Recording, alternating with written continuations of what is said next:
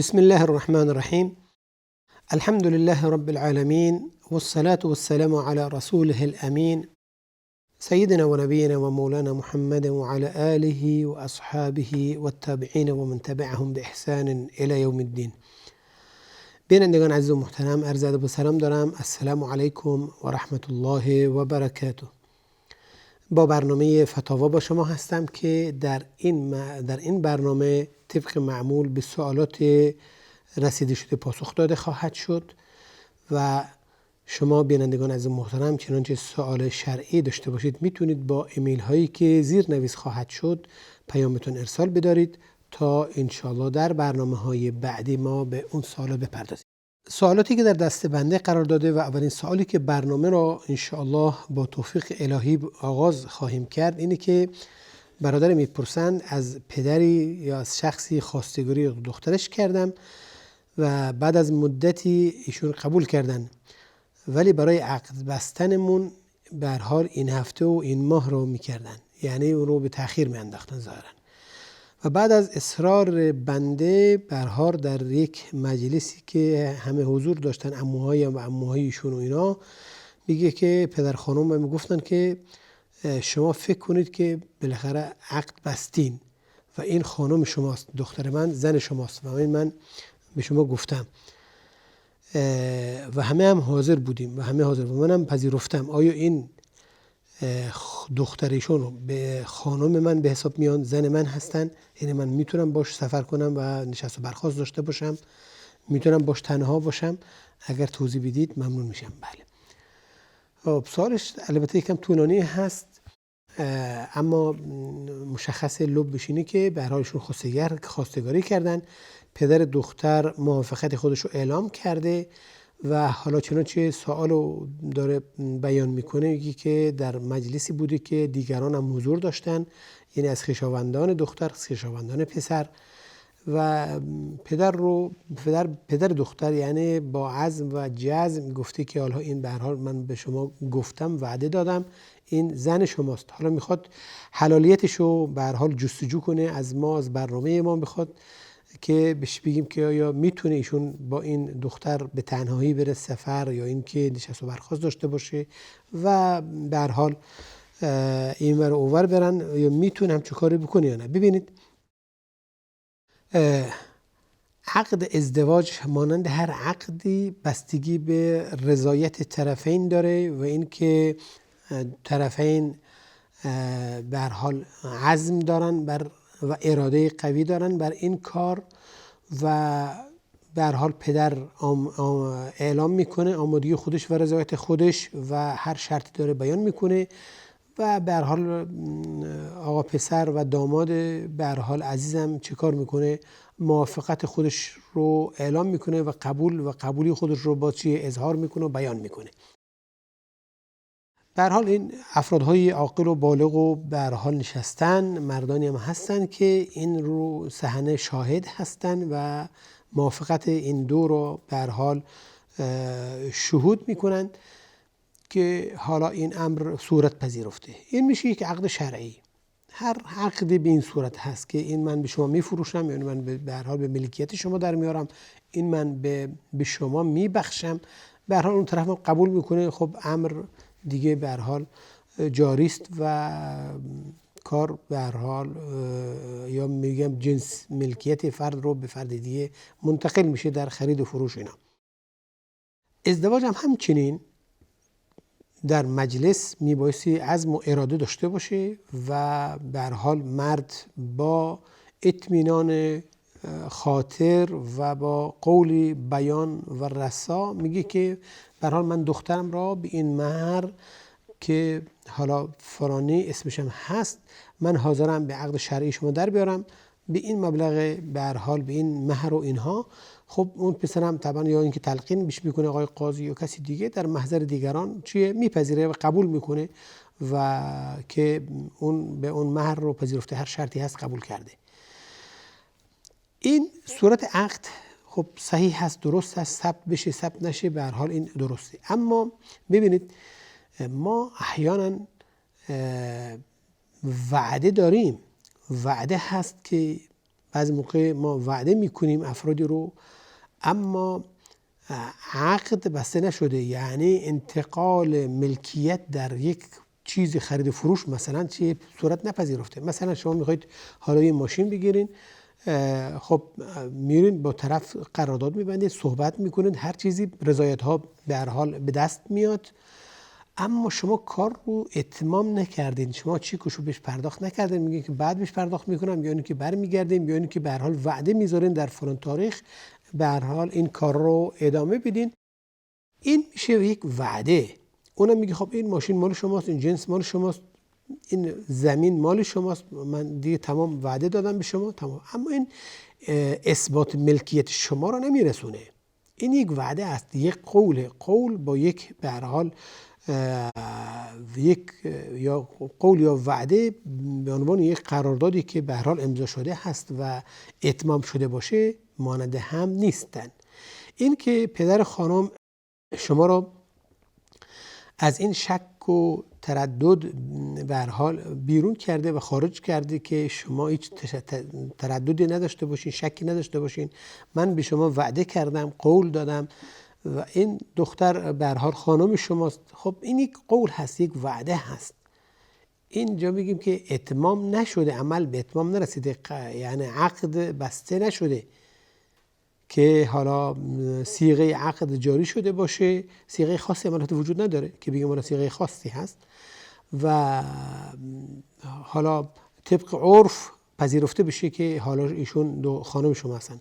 بر این اساس که این قول و وعده به شما داده، خب ایشون پایبند به قول خودشون میبایستی باشن. اما عقد شرعی که حرامی رو حلال کنه نیست، به دست نیومده. پس شما نمیتونید که با این قول با این دختر برید سفر، با این دختر نشست و برخاست داشته باشین، تنها باشین و به هر حال آزاد باشید مانند کسی که حالا خانمش هست. چنین چیزی نیست و این صحت شرعاً صحیح نیست و صحت نخواهد داشت. پس شما نمیتونید که با این سفر کنید و با این به هر حال حالا گشت و سیاحت و این ور رو داشته باشین. این صحیح نیست و این جایز هم نیست. حتی ببینید اما رفتن به سفر و سیاحت و گردش و شب خوابیدن و اینها، حتی اگر شما عقد شرعی هم بسته باشین، شرعاً بازم جایز نیست، زیرا که این خلاف عرف است. المعروف عرفاً کالمشروط شرطاً، یعنی اون چیزی که با عرف و اون چیزی که عرف شرط کرده، یعنی عرف اون رو پذیرفته، همانند یک عملی است که به هر حال مشروط به شرطی است و با وجود اون شرط اون عمل مقبول خواهد بود. یعنی شما مثلا در نماز خوندن شرطش اینه که باید وضو داشته باشین، وضو صحیح باشه و الا نمازتون درست نیست. در عرف به هر حال جامعه اسلامی، اکثر جوامع اسلامی شاید بگیم 90% اینه که به مجرد عقد بستن با یک دختر شما مانند کسی نیست که حالا عروسی کرده باشه و خیلی بخواد بره سفر و سیاحت و به هر حال شب باشه و از این مسائل ها. نه، میبینیم که جامعه نمیپذیره این رو. پس این بازم جایز نیست. اگر بگیم که گناه نداره فرد حالا بره با سفر باشه و نشست برخاست داشته باشه، گناه نداره، اما عرفاً این صحیح نیست، عمل جایز نیست. پس ما عرف را هم را میبایستی با احترام بهش نگاه کنیم. پس صحیح نیست که ما بخوایم حالا این بگیم که چون شرعاً درسته کار به عرف نداشتیم، عرف رو زیر پا بذاریم. نه خیر. ببینید حتی کسی که عقد کرده باشه، حالا اگر خانمش در حال باردار بشه، میبینید که یک حالت خاصی به خودش میگیره در جامعه و خود فردم احساس حقارت میکنه در اینم، با وجودی که زنش هست و عقد بسته خانمش هست. معناش چیه؟ معناش اینه که عرف این رو نمیپذیره. میبایستی به هر حال یک عروسی انجام بپذیره تا بگیم که چیه، تموم شد و این امر به نهایت کارش رسیده. طولانی نکنیم. میگه که آیا ورثه حق دارن در مال میراث قبل از تقسیمش بخوان تجارتی کنن اینا؟ خب ببینید این مال انتقال پیدا کرده به ورثه‌ای که حالا حصر ارث شده باشه از طرف دادگاه، از طرف هیئت فتاوا و از قضات و اینا، که مشخص هست چه کسانی میراثبر هستن، همه هم بالغ و عاقل هستن، یا اینکه حتی بچه هم که باشن به هر حال اولیای امور اینها در مالش میخوان تجارتی کنن شراکتاً، خب حق دارن، مانعی نداره. اما بهتره که اول حق و حقوق ها مشخص بشه، بهتره که اموال درست تقسیم بشه، بگین که آقا این سهم شماست و این سهم شماست و این زمین مال فلان هست یا این قیمتش اینقدر هست. یعنی یک نوع تعیین بشه، حد و حدود و حق و حقوق اینا مشخص بشه که چه کسی چه اندازه حق داره در این مال. حالا با هم قبل از که تقسیم کنن میگه همینطور که هست ما درش کار میکنیم و معامله میکنیم، مانعی ایجاد نمیکنه و درست هست. اما اینکه ما نفهمیم مال چگونه تقسیم بشه، چه کسی چقدر حق داره و به هر حال چقدر در مال وجود داره، بخوایم به این صورت حالا ادامه بدیم، کسی حق خودش رو نفهمه، این بعدها مشکل ایجاد میکنه و این درست نیست. حتما انسان هم این بایستی عجله کنند در کار خیر، برعکس اون چیزی که الان حالا شایع هست که فکر میکنن اگر زود بخوان اموالی رو بعد از مرگ فرد تقسیم کنن، فکر میکنن که این یک نوع متهم میشن در جامعه و دیگران به دید به هر حال حالا بد بهشون نگاه میکنن که اینها چقدر خسیس هستن، چقدر بخیل هستن، چقدر طمعکار هستن، مثلا که منتظر مرگ فلان بودن و وقت ندادن که سال ازش بگذره و مالش رو تقسیم کردن، در صورتی که اصل اینه که مال سریع تقسیم بشه تا اینکه مشاکل بعد به وجود نیاد. چه بسا افرادهای به هر حال بعد از اون فوت کنن و اموالشون تقسیم نشده باشه و این خود مشکل ساز است حقا، و این مشکل در جامعه اسلامی کم نیست حقیقتش، که در هر شهر و هر روستایی، هر معمولا حالا دهی این مشاکل وجود داره که چند نفر بعد از یک صاحب مالی به هر حال فوت کردن و هر کدوم از اینا مال بردن و حالا بچه‌های فرزندانی هم دارن. حالا ببین بیاد کسی بیاد این مسئله براشون چیه حل و فصل کنه. این سوالی است که برادرمون فرمودن چرا نماز عید برای حجاج وجود نداره؟ خب مشخصه دیگه، زیرا که حجاج مشغول ادای عبادتی هستن که اهمیتش و مکانتش نزد خداوند عزوجل از نماز عید بیشتره. اونها مشغول ادای رکنی از ارکان اسلام هستن، اونها مشغول ادای فرائض هستن و نماز عید سنته. حالا ما فرائض رو میبایست هرچی سریعتر انجام میدیم، نه اینکه مشغول بشیم سنت و بخوایم فرض رو کنار بزنیم. ببینید این حتی ببین وقتی شما وارد مسجد میشین، نماز اقامه شد، برای نماز واجب، نماز فرض اقامه شد، در کل حال ظهر عصر هرچی باشه، شما وارد مسجد شدید دیگه حق ندارید که مشغول تهیه مسجد بشین، این سنته. حق ندارید مشغول سنت قبلی بشین، این سنته، مستحبه. شما واجب رو نبایستی، شما واجبتونه که از امام تبعیت کنید، وارد نماز بشید، هرچی سریعتر نماز واجبتون رو بخونید. پس نبایستی شما واجب رو بذارید و بخواید که مشغول سنت بشین، نه. پس برای حجاج هم همینطوره، حجاج هم برای میشون مشغول ادای عبادت هستن. به هر حال واجبات طواف افاضه هست که رکن هست و دیگر واجبات منا موندن و رمی و اینا، پس دیگه نماز عید که سنت هست چیه ندارن. ظاهرا ما یک میان برنامه داریم، بعد از میان برنامه مبحث رو ادامه خواهیم داد.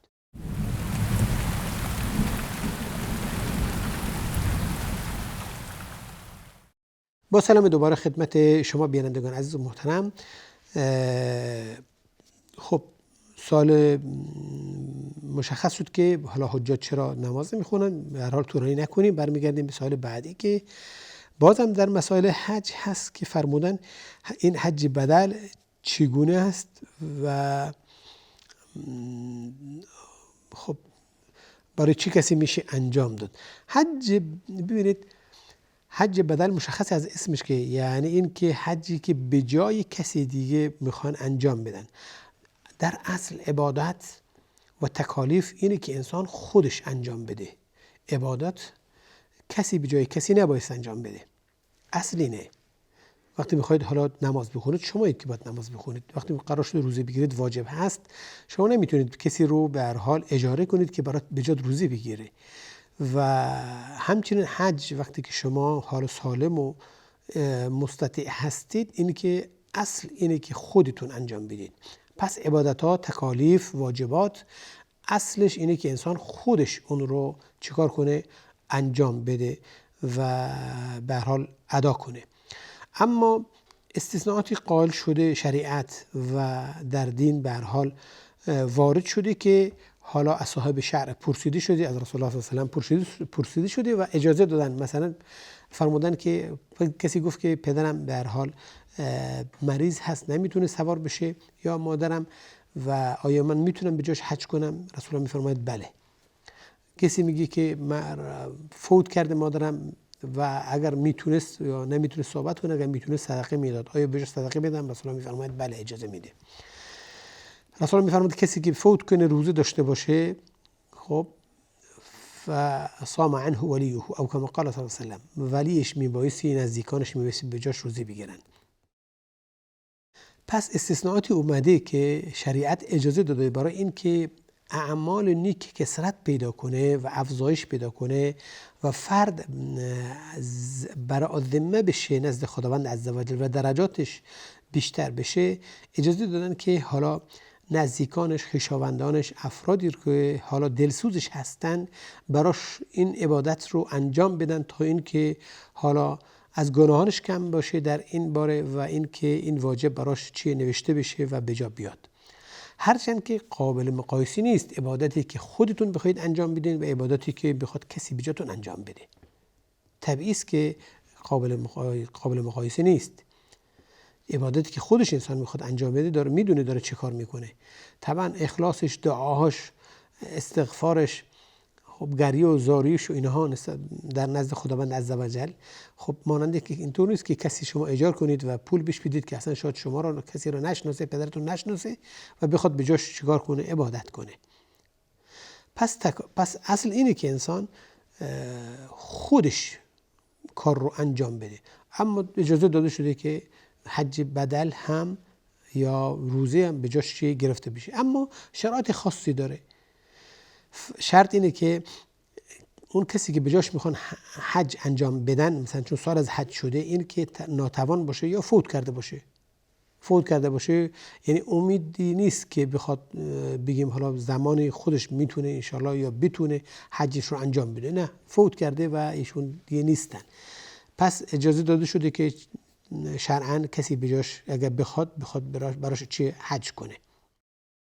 کسی بود که لبیک اللهم عن شبرمه گفت، رسول گفت که شبرمه کیه؟ گفت که بالاخره یکی از دوستانم فوت کرده، حج نکرده، میخوام به جاش حج کنم. رسول فرمودن که خودتون حج کردید؟ گفت نه. گفت پس امسال از خودت باشه، سال بعد از شبرمه. انسان میبایستی اول خودش حج کرده باشه. اون کسی که میخواد به هر حال شخصا وارد انجام این عبادت بشه، پس خودش حتما میبایستی این عبادت رو ادا کرده باشه لااقل. اما کسی که خودش ادا نکرده، خب چگونه میخواد برای خودش کاری نکرده میخواد برای دیگران کارو کنه؟ طبیعی است که نمیشه. حالا اگه کسی خودش انجام نداده باشه میخواد پول بده به کسی که این کار رو کرده و میتونه، خب این اجازه هست، باز میتونه، مانی نداره که بتونه این پول رو به هر حال برای پدرش، مادرش، هر کسی هست بذاره. به هر حال شرطش اینه که فرد به هر حال زنده نباشه یا اینکه امیدی نداشته باشه که بتونه فردایی بتونه خودش راحت بتونه بره حج. یعنی چیه؟ بیماری مزمن داشته باشه، ناتوان باشه، عمری از گذشته باشه که از 80-90 به هر حال گذشته باشه که دیگه نمیتونه بره سفر حج. برای همچون حج خاصی اجازه داده شده که برن به جاش حج کنن. اما کسی که سالم و تندرست باشه، ولو حالا فقیر باشه، نداشته باشه، بگیم که کسی بخواد حج کنه به جاش، این دیگه نه. این امید است که به هر حال خداوند براش میسر کنه و خودش بره این کار رو انجام بده. چرا که اصل این که عبادت چنانچه گفته شد خدمتتون عرض شد، خود انسان بره عبادتش رو چیکار کنه؟ انجام بده. پس حج بدل برای کسی که ناتوان باشه یا وفات کرده باشه، بیماری که لاعلاج باشه که نتونه حالا چه پیاده چه سواره بره حج، این شخص اجازه داده شده براشون که چیکار کنن؟ که به جاش حج برن. عباداتی است که اصلا نیابت درش قبول نیست. یعنی کسی نمیشه به جای کسی دیگه اون عبادت رو انجام بده. مثل نماز اتفاق دارن علما که نماز واجب دیگه نیابت درش صحیح نیست. کسی نیست که بگه که من اینقدر عبادت نماز دارم میخوام بفروشم. نه، چنین چیزی نیست. عبادت فروختنی نیست. حتی علما گفتن که حج بدل هم در اصل اینطور نیست که کسی بخواد بخره. عبادت خریدنی نیست. اینطور نیست که بخوام کسی اون رو تقویم کنه، قیمت بذاره روش. نه، یه فرد به هر حال خودش تطوعاً این عبادت رو انجام میده. حالا اگر شما که پسر اون فرد میت هستین میخواهید چیزی رو به هر حال تشویقی به این آقا بدین، خب میتونید به عنوان هدیه، به عنوان حالا حق و زحمه چیزی که از وقتش گذاشته و در این امر و اینا شما چیزی بهش بده. اما این که تقدیر کنید این عمل به حالا مثلا 50 میلیون تومان، 20 میلیون تومان، 100 میلیون تومان خود بخرید، خرید و فروش نمیشه عبادت. کسی که پول نداره بره حج، آیا میشه بهش این امر بخشید یا این مبلغ رو بخشید تا این حج کنه؟ بازم در مسئله حج هست. البته ببینید ما گفتیم که عرض شد خدمتون که حج زمانی واجب میشه که انسان استطاعتش داشته باشه. ولله علی الناس حج البیت من استطاع الیه سبیلا. این استطاعت حالا استطاعت مالی هست، استطاعت بدنی هست، استطاعتی است که به خود مکلف برمیگرده، مثل حالا توفیر به هر حال مال، هستی، داشتن سلامتی، و استطاعتی است که به خود انسان بر نمیگرده، به چیزهای دیگه برمیگرده که انسان میخواد اون رو به هر حال اجرا کنه براش. مثلا زمان کافی باشه، مثلا امن راه، حصول بر حال ویزه حج مثلا در این زمان. همه اینها استطاعت. اگر ویزه نباشه، شما پول داشته باشین، سلامت هم هستین، آمادگی هم دارین، اما ویزه بهت نمیدن.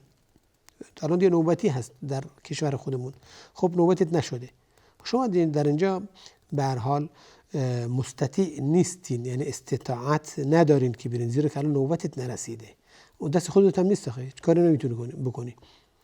اینجاست که الان برات واجب نیست. حالا کسی که پول نداشته باشه طبعا شرعا این مکلف نیست، زیرا که نداره، فقیر هست یا به هر حال فاقد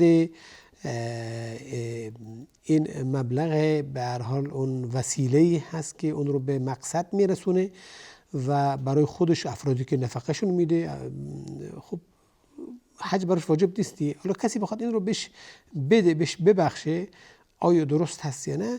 برمیگرده که ببینم این فرده که مصلحت خودشو میدونه، اگر قبول بکنه مانعی نداره، اگر قبول نکنه هم حق داره، گناه نداره، زیرا که احتمال داره که این بر اساس یک منت‌هایی باشه که بعد براش خب خیلی مشکل میسازه دیگه در جامعه. به هر حال اون رو هی منت سرش میذارن و اینها، خب باعث بی‌آبرویی و شخصیتش خرد بشه و خراب بشه اینا.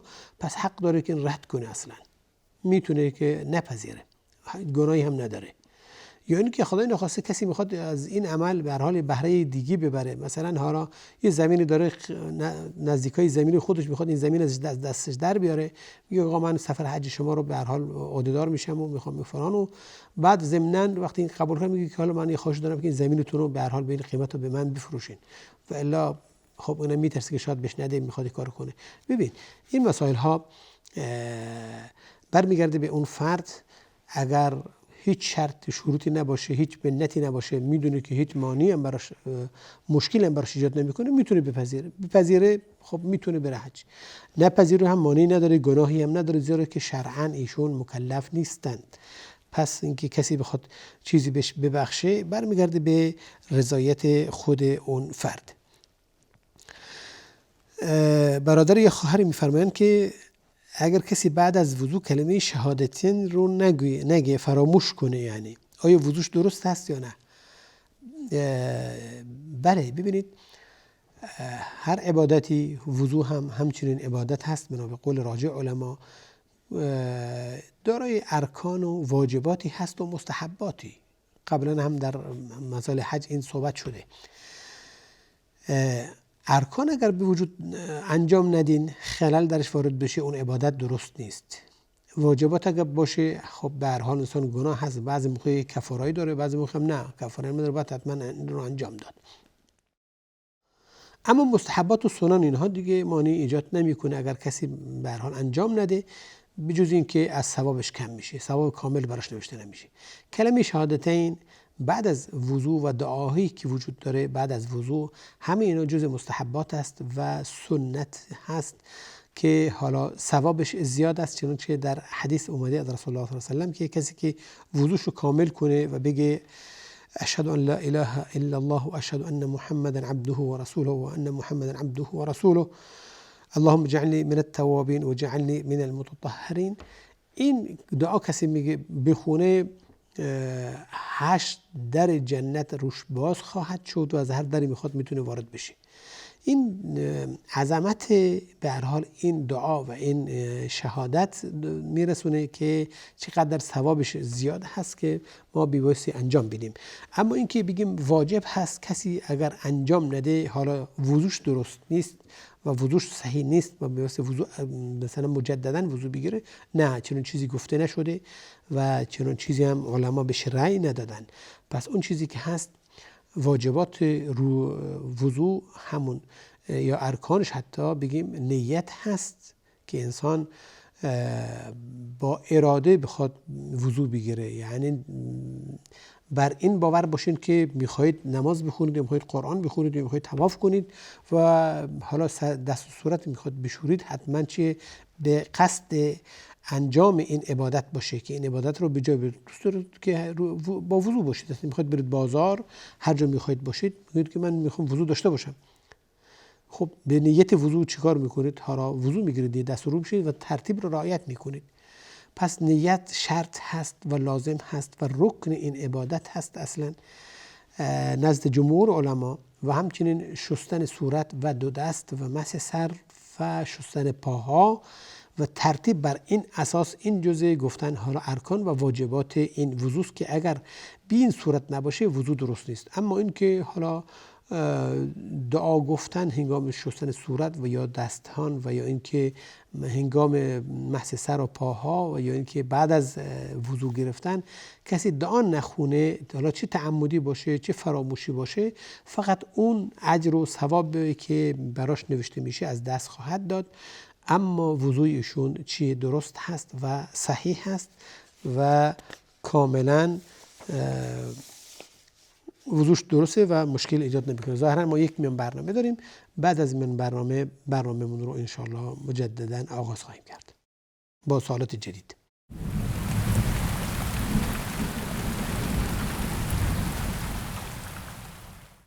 با سلام دوباره خدمت شما بینندگان عزیز و محترم، برمیگردیم به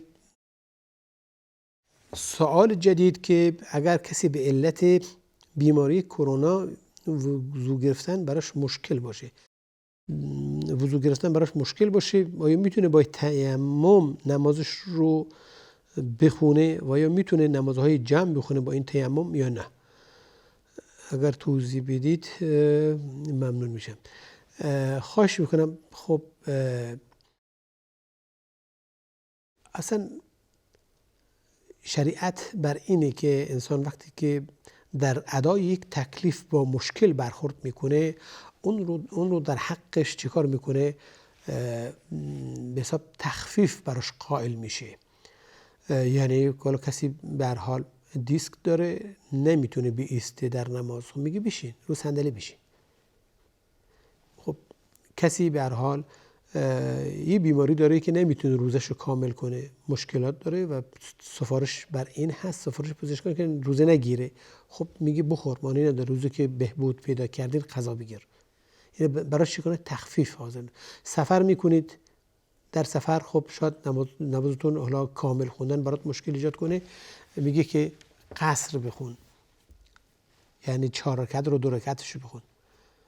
همچنین کسی که حالا بیماری داره، حالا کرونایی باشه یا غیر کرونایی باشه، هر مشکلی که داشته باشه و که در این مشکل نتونه آب استفاده کنه در عبادت، در وضو گرفتن، در غسل کردن اینا، خب تخفیف حاصل میکنه و از این فریضه به فریضه دیگر یا جای یا قائم مقام اون به هر حال روی میاره و اون تیمم هست که کسی که نتونه آب استفاده کنه، چه در اثر بیماری و مشکلات به هر حال یا نبودن آب، چه کار میکنه؟ به تیمم روی میاره و تیمم میکنه.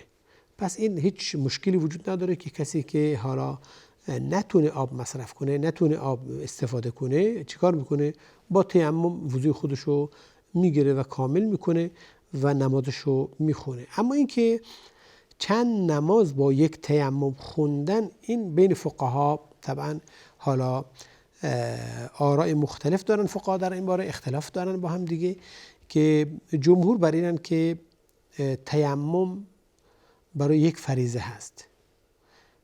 ببینید خداوند در قرآن میفرماید و اذا قمتم یا ایها الذین آمنوا اذا قمتم الی الصلاة فاغسلوا وجوهکم، یعنی هرگاه که برای نماز خوندن آماده شدید، برخاستید، چیکار کنید؟ وضو بگیرید. پس این که هر نمازی نیاز به چی داره؟ نیاز به وضو داره. هر نمازی نیاز به وضو داره. رسول الله صلی الله علیه و آله در زمان فتح مکه به هر حال ثابت شد که با یک وضو نمازهای 5 وقت رو خوندن. نماز ظهر، بعد عصر و نشستن صحبت میکردن در مسجد الحرام و همچنین مغرب و سپس عشا، 5 نماز رو به هر حال با همون وضو خوندن یا چندین نماز، 4 نماز رو خوندن. وقتی ازش پرسیده شد رسول الله فرمودن که بله، بخواستم به هر حال جواز این امر رو براتون بیان بشه عملاً. یعنی اجازه به هر حال مشروع شد یا اجازه گرفتیم که با یک وضو چند نماز بخونیم، چند فریضه بخونیم.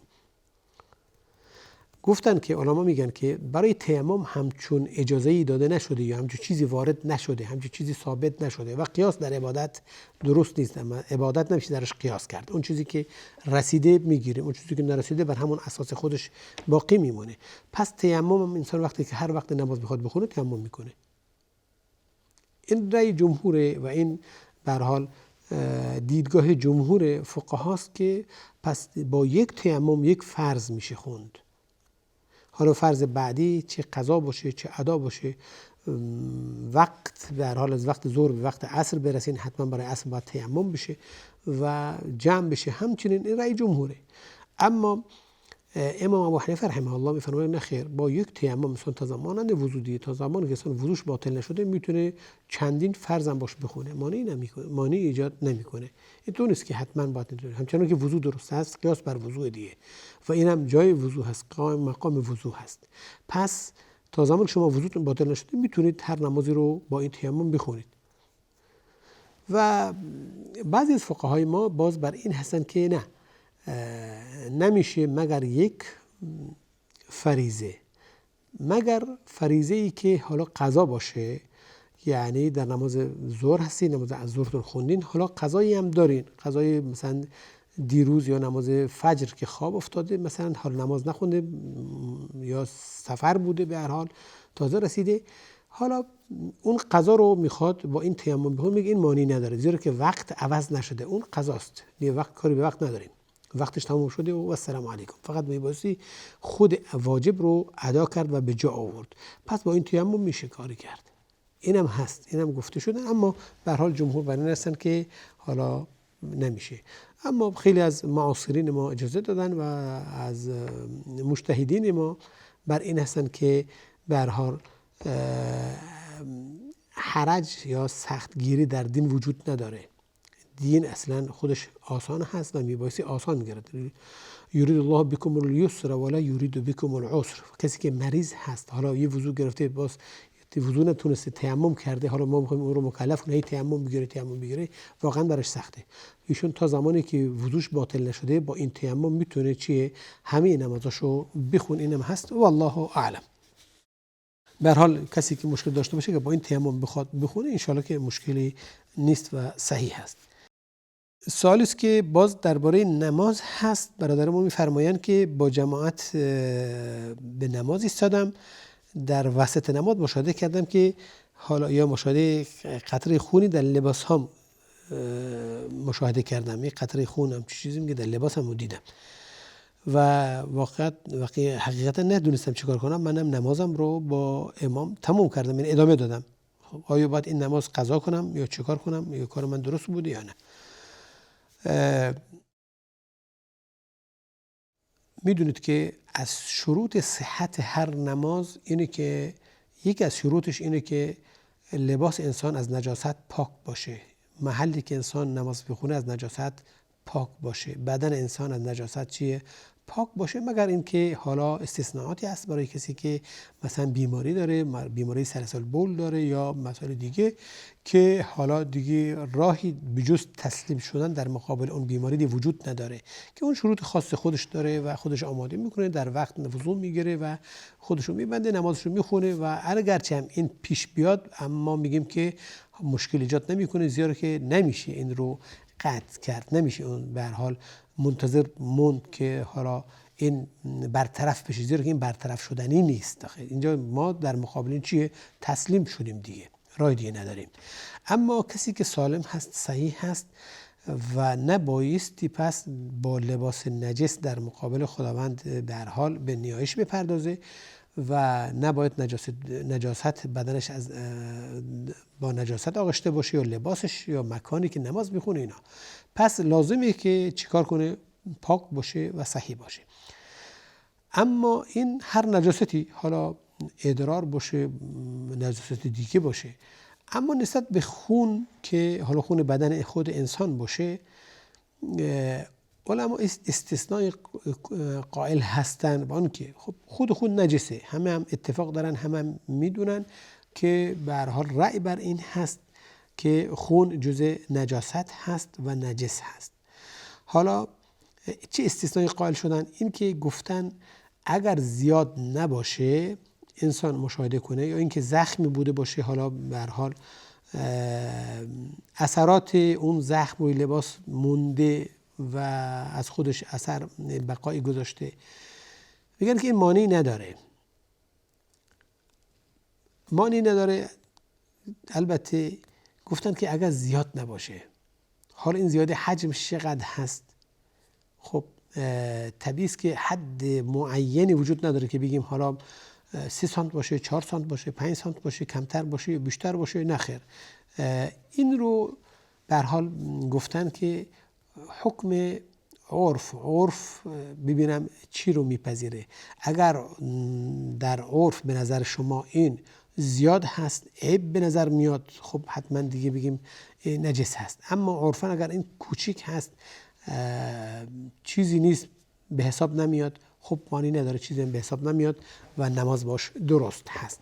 پس قطره خون حالا یک قطرات کوچیکی باشه که ببینید در لباستون و شما مشاهده کردید، چنانچه در سوال مطرح شده، به هر حال این اگر کم هست به نظرتون، خب معنی نداره، یا کسی متوجه نشده اصلا، هیچ، فقط خودتون هم حالا بعدها متوجه شدید، این دلالت بر قلتش داره دیگه. اگر زیاد بود که همه میدیدن و همه هم به تذکر میدادن و خودتون هم به هر حال مشاهده میکردین و احساس میکردین که حالا یک ناپاکی هست وجود داره در لباس که میبایستی بری عوض کنید یا بشورید و از این مسائل. پس این که خود شما متوجه نشدید، دیگران هم متوجه نشدن، دلالت بر چیه؟ دلالت بر قلت اون داره و کمی اون، این که عرفاً این کم به حساب میاد و کم به حساب اومده و شما نمازتون با اون حالت چیه؟ درست هست و صحیح هست. احادیث هم وجود داره که استثناءاتی وجود داره که ام المؤمنین رضی الله تعالی عنها میفرمایند که حضرت عایشه رضی الله تعالی عنها میفرمایند که در زمان ما معمولا خیلی از خانم‌ها یک چادر بیشتر نداشتن، یک لباس بیشتر نداشتن که در همون خب لباس حالا عادت ماهیانه براشون پیش می اومد یا جنابت براشون پیش می اومد و مسائل دیگه. خب شاید حالا آثاری از نجاست در اون دیده میشد و اون رو چیکار میکرد؟ اون رو به هر حال با همون حالت با ناخن و با پاک میکرد. در معناش اینه که یعنی اون رو نمیشستند تا این حد. مثلا اگر میدید یعنی چی؟ یعنی که حالا بعدها متوجه شدین که معناش اینه که زیاد نبوده که همه ببینن یا خودش متوجه بشه فرد. اینجاست که بعدها که متوجه میشد چیکار میکرده؟ حالا سعی میکرده اون رو به هم بکشه، به یک نحوی با دستش و با چیزی دیگه چیکار کنه؟ آثار اون رو از بین ببره، اون رو برطرف کنه. و معلوم هست که با این کار شسته نشده، یعنی اون نجاست از اون لباس یا اون قطره خون از لباس چیه؟ دور نشده، پخش شده که حالا رنگش کمتر به هر حال به نظر میاد. اینجاست که با برطرف نشدن اون یعنی چیه؟ یعنی حکم جواز عبادت با اون حالت، و اونم صحابی هستن، ام المؤمنین هستن و بدون شک این امر به رسول الله صلی الله علیه و سلم رسونده و رسول الله حتما اجازه داده دیگه که این امر کار صورت بگیره. پس اما نجاست‌های غیر خون، برای نجاست خون اجازه داده شده، اما نجاست غیر خون حتما میبایستی چیه؟ پاک باشه و شسته بشه. سوال بعدی ما این که برادر میفرمایند اگر کسی دوست غیر مسلمونی داشته باشه و که مسیحی باشه مثلا، بخواد این و اون مسیحی بدونه که وضع مالی ما مثلا خوب نیست، بخواد برای عقیقه فرزندمون برامون عقیقه بخره، آیا این درست هست یا نه؟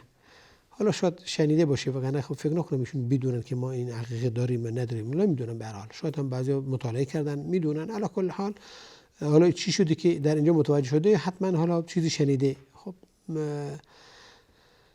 ترحما میخواد کمک کنه به این دوست، به این همسایه، به اینا میخواد براش بخره. ببینید